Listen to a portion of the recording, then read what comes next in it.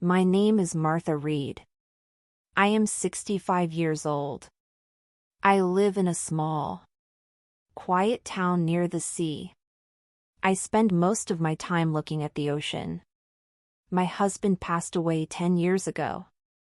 Since then, this big house has felt very empty. I have one son. His name is Thomas. Thomas moved to New York many years ago to become a doctor. He is very successful and has a beautiful family now. He has a wife and 2 young daughters. I only see them in the photos Thomas sends me once a year. Thomas is always busy with his work at the hospital. He doesn't call me very often. Sometimes weeks go by without a single word from him. But I don't get angry. I know he is saving lives. Last month, Thomas called me and said something amazing. "Mother, I want you to come and live with us in New York." I was so happy that I started crying. I sold my furniture and packed my oldest memories into 2 suitcases. He told me to meet him at the Central train station on Sunday morning. "I will be there to pick you up, Mother," he promised. On Sunday, I arrived at the station early. I wore my best dress and waited near the main clock. 1 hour passed. Then 2. Then 3. Thomas was not there. I tried to call him, but his phone was switched off. I felt a cold fear growing inside my heart. The station started to get empty as the sun went down. I sat on my suitcase, feeling very small and alone. Maybe he got stuck in traffic. I told myself, maybe there was an emergency at the hospital. But deep down, I knew something was wrong. An old man working at the station saw me sitting there. He walked toward me with a kind smile. "Are you waiting for someone, ma'am?" he asked. I showed him the photo of Thomas. "My son is coming to take me to New York," I said proudly. The man looked at the photo and then at me with sad eyes. "The last train to New York left an hour ago," he said softly. My heart stopped for a moment. I sat back down on the cold bench. I didn't know what to do or where to go. I had sold my house. I had nowhere to return. Just then, the man's phone rang. He walked away to talk, but I could still hear his voice.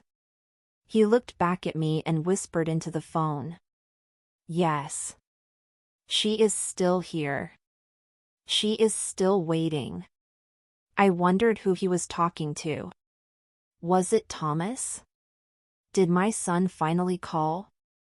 The man came back and sat next to me. "Ma'am, my name is Henry. Let's get you some tea." I followed him to a small cafe inside the station. He bought me a warm cup of tea and a piece of cake. As I drank my tea, Henry started telling me about his own life. He told me about his children who lived far away. "Sometimes, the people we love forget us," he said. "But that doesn't mean the world is empty of love." I looked at him and realized he was also lonely. We sat in silence for a long time, watching the rain outside. Suddenly, a young man in a police uniform entered the cafe. He looked around and ran toward our table. The officer looked at me and asked, "Are you Martha Reed?" I stood up, my hands shaking. "Yes. I am Martha. Your son, Thomas. He was involved in a car accident on his way here." My world turned black for a second. Henry caught my arm. "Is he okay?" Please tell me he is alive. I screamed. The officer nodded quickly. He is in the hospital. He is awake. Henry drove me to the city hospital in his old car. The city lights were bright, but my heart felt very dark. When we reached the hospital, I ran to Thomas's room.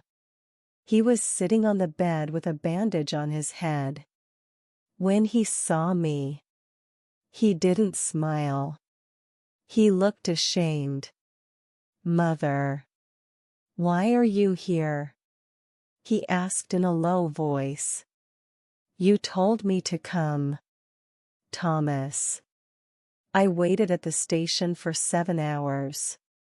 He looked away, staring at the white wall. "The accident happened because I was nervous," he whispered. "My wife. She didn't want you to live with us." "Mother." I felt like a knife had gone through my chest. "So you were not coming to the station?" I asked softly. Thomas didn't answer. His silence told me everything. He had let me sell my house and my life for a promise he couldn't keep. I didn't cry this time. I felt a strange strength inside me. I realized that I was looking for love in the wrong place. I walked out of the room without saying another word. Henry was waiting for me in the hallway with 2 cups of coffee. "What happened, Martha?" he asked with concern. "My son has a big house, but no room for his mother," I replied. I had no house to go back to. I had no family left. But then, Henry took my hand. "My house is small, Martha, but I have an extra room. And I would love some company." I looked into his kind eyes and saw a true friend. I didn't go to New York.